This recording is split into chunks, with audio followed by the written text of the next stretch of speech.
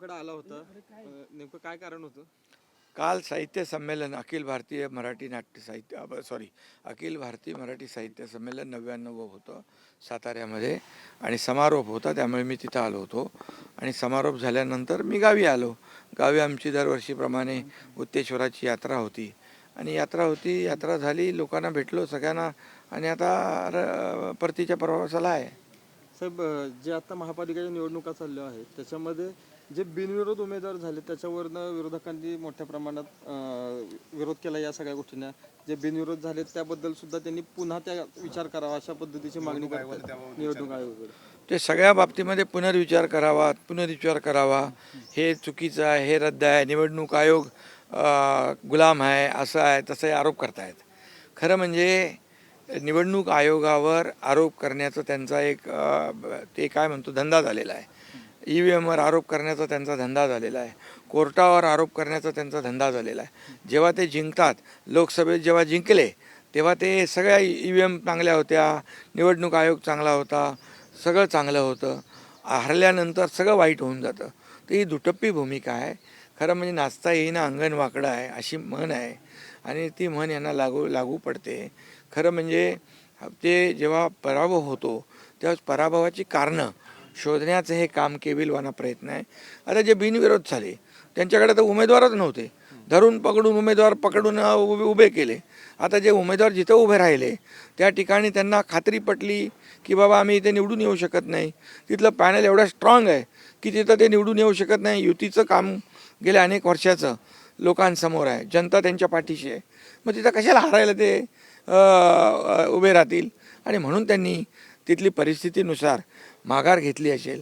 म्हणजे हा एक प्रकारचा त्यांच्याच उमेदवारांवर दाखवलेला अविश्वास आहे. साहेब, ठाकरे बंधूंचा जो वचननामा काल जाहीर झालेला आहे याबाबत काय याविषयी सांगाल की वचननामाच्या बाबत आपल्याला काय फरक पडेल का? आता वचननामामध्ये काहीतरी नवीन योजना काय 1500 रुपये द्यायची. अरे ज्यांनी 1500 रुपये द्यायला विरोध केला, योजनेला आमच्या विरोध केला, त्या योजनेत खोडा घातला, त्या योजनेच्या विरोधात कोर्टात गेले, तुम्ही महिलांना विकत घेताय का, महिलांना भीक देताय का, अशा प्रकारचं वक्तव्य केलं. आणि ज्यांनी त्यांना वाटलं नव्हतं की लाडकी बहीण योजना आम्ही सुरू करू आणि अंमलात आणू, परंतु ती सुरूही झाली, अंमलातही आली, माझ्या लाडक्या बहिणींच्या खात्यात पैसेही जमा होऊ लागले. त्यामुळे त्यांची पोटदुखी वाढलेली आहे. आणि म्हणून जे त्याला द्यायला दानत लागते हे फक्त बोलायचं आहे, बोलाची भात आणि काय बोलाचीच कढी, याला द्यायला दानत लागते. हे घेणारे आहेत, देणारे नाही आहेत. त्यामुळे मला वाटतं याचा काही परिणाम या ठिकाणी त्यांचा वचननामा इतके वर्ष 20-25 वर्ष काय केलं तुम्ही? साधे काँक्रीटचे रस्ते नाही केले, खड्डेमुक्त प्रवास नाही दिला, प्रदूषण वाढवून ठेवलं, त्यामध्ये STP साधे केले नाही, मेट्रोला विरोध केला, मेट्रोला स्टे दिला, सगळ्या कामाला स्थगिती दिली. त्यांच्या 2.5 वर्षाच्या काळात सांगा मला, प्रत्येक कामाला स्थगिती, ते स्थगिती सरकार होतं. आमचं विकासाला गती देणारं प्रगती सरकार आहे. आणि खऱ्या अर्थाने मी एक विचारतो की तुम्ही 2.5 वर्षामध्ये राज्यामध्ये आणि महापालिकेमध्ये एका तरी कार्यकर्त्याला काम दिलं का? एका तरी कार्यकर्त्याला छोटंसं काम दिलं? एका तरी कार्यकर्त्याला SEO बनवलं? काय केलं हे तरी सांगा. मुंबईकरांसाठी, मराठी माणसासाठी मुंबईच्या बाहेर फेकला गेला, वसई विरार नालासोपारा गेला, इकडं बदलापूर वांगणीला गेला. कुणामुळे गेला? त्या मुंबईकरांना पुन्हा परत आणण्याचं काम आम्ही करणार आहोत. त्यांना घरं देण्याचं काम आम्ही करणार आहोत. गृहिणी कामगार, डबेवाले, या ठिकाणी आमच्या लाडक्या बहिणी असतील, लाडके भाऊ असतील. BDT चाळीची घरं कोणी दिली? आम्ही दिली. रमाबाई आंबेडकरनं 17,000चा प्रकल्प, 17,000 घरांचा प्रकल्प कोण करतं आहे? 20 वर्ष यांच्याच कुठल्या तरी बिल्डरने ते थांबवलं होतं. मग त्याला आम्ही चालना देतो आहे. मुंबई बाळासाहेबांचं स्वप्न होतं झोपडपट्टी मुक्त, 40 लाख लोकांना मोफत घरं देण्यात आम्ही निर्णय घेतला आहे. आज 12,000 गिरणी कामगारांना घरं आम्ही दिली, 1 लाख लोकांना आणखी देणार आहोत.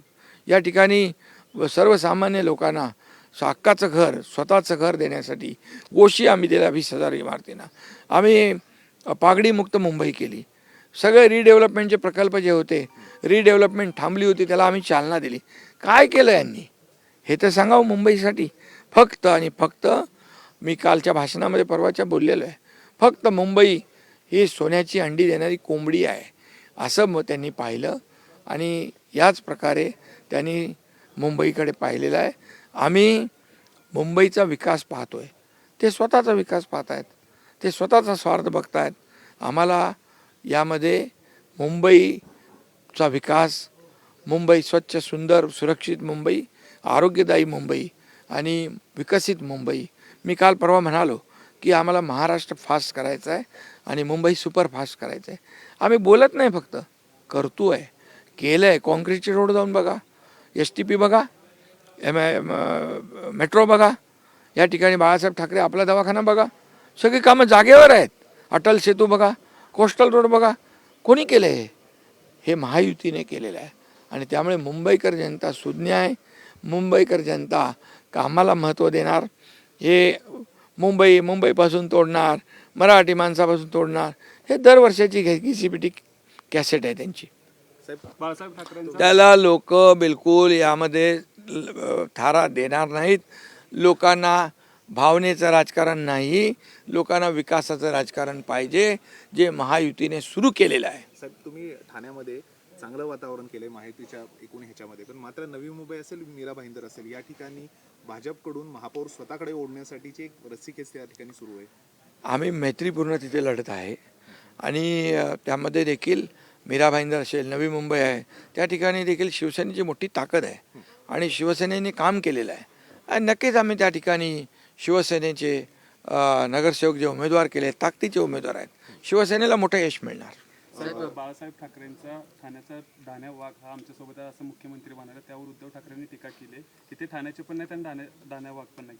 ते तर पहिले म्हणायचे शिवसेना ठाण्यापुरती आहे, एकनाथ शिंदे ठाण्यापुरता आहे. आता झालेल्या नगर परिषदेमध्ये एकनाथ शिंदेने दाखवलं एकनाथ शिंदे ठाण्यापुरता नाही, चांदा ते बांधापर्यंत आहे. समजलं की नाही? त्यामुळे ते तर फिरलेच नाही राज्यामध्ये. त्यांनी कार्यकर्त्यांना वाऱ्यावर सोडून दिलं आणि म्हणून त्यांची परिस्थिती काय झाली पाहिलं आपण. त्यामुळे मला त्यांच्यावर काय बोलायचं नाही. मी विकास आरोपाला आरोपाने नाही, कामाला कामाने उत्तर देतोय.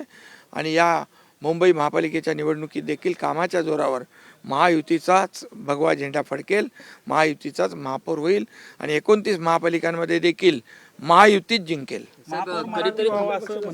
सांगितलं मी, महापौर मराठीचाच होणार. महापौर मुंबईचा महायुतीचा होणार आणि महापौर मुंबईचा मराठी होणार.